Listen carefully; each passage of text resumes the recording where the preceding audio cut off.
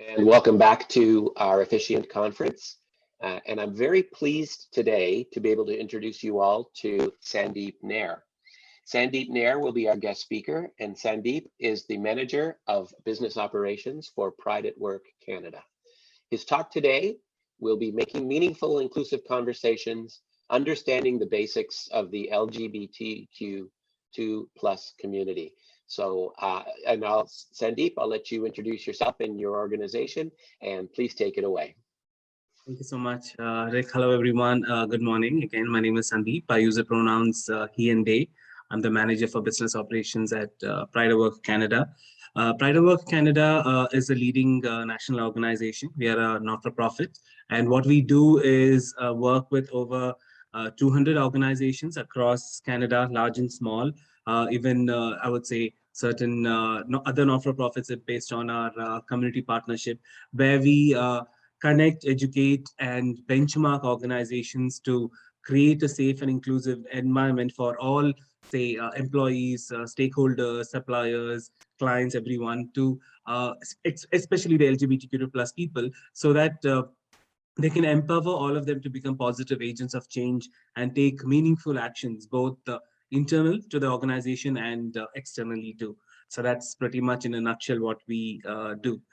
So today's session is on making meaningful, inclusive conversations, understanding the basics of towards LGBTQIA plus community. And starting with the land acknowledgement, Pride at Work Canada works on the traditional territories of the First Nations, Métis, and Inuit people. This includes Two-Spirit and LGBTQ Indigenous people. We recognize that there are multiple barriers that impact Two-Spirit and LGBTQ Indigenous people, from making accessing meaningful, affirming, inclusive employment. And in our work, we look to reduce those barriers and are open to feedback from Indigenous workers, employers, and job seekers in making that a reality. That being said, I also want to gratefully acknowledge that I'm in the unceded territories of the Sunemu and Coast Salish people, which is known as Nanaimo in BC, where I work, reside, and learn. For today's session, I also want to introduce some quick rules of engagement, if that's okay. So please do respect privacy and confidentiality of any conversation that we might be having during today's session, because it's a very sensitive topic. This is a safe and inclusive space to have any conversation and ask me any question that is related to a subject that you might have. There is no reason to feel that any question would seem silly or stupid. Please don't. I mean, you can ask me any question that you have on the topic. There might be triggering conversations too during my talk today. So if you do feel the need to step out of the session, you may do so and you may return when you come. Also, it's easy for all of us to feel the need to multitask because we are at home most of the time these days. But if you do need to honor yourself and your family, then that definitely comes first. So that being said, diving quickly into today's session, a quick understanding about the acronym towards LGBTQIA+. This is something we will have all heard so many times, in terms of our conversations or even, repeatedly when people talk about the community. But the acronym itself is very important, the way we use it. For example, the acronym comes in different formats, like, there's LGBT, LGBTQ+, LGBTQIA+, LGBTQ2+, and 2S LGBTQIA+. But for us, from a North American context, it's very important that we use 2S or 2 in the acronym. It's very, very important and relevant because the aspect of Two-Spirit is a unique cultural identity that's relevant to the North American region and relevant to the North American Indigenous community. So that's very important that we address that in the acronym. And the acronym itself is not just about identities, but it's also about various other concepts that's associated with it. For example, Two-Spirit or 2S is unique cultural identity, lesbian, gay, bisexual, that is sexual orientation. T is transgender, which is associated to gender identity. There is I, which is intersex, which is sex assigned at birth. And A can be ally, asexual or agender, or even androgynous, which is an aspect of gender expression. So there are different concepts and identities that's associated in a very simple, I would say, acronym that we need to be using correctly. And the plus has its own important significance, which I'll be sharing very shortly. So talking about these different concepts, specifically to just understand a little bit more on that.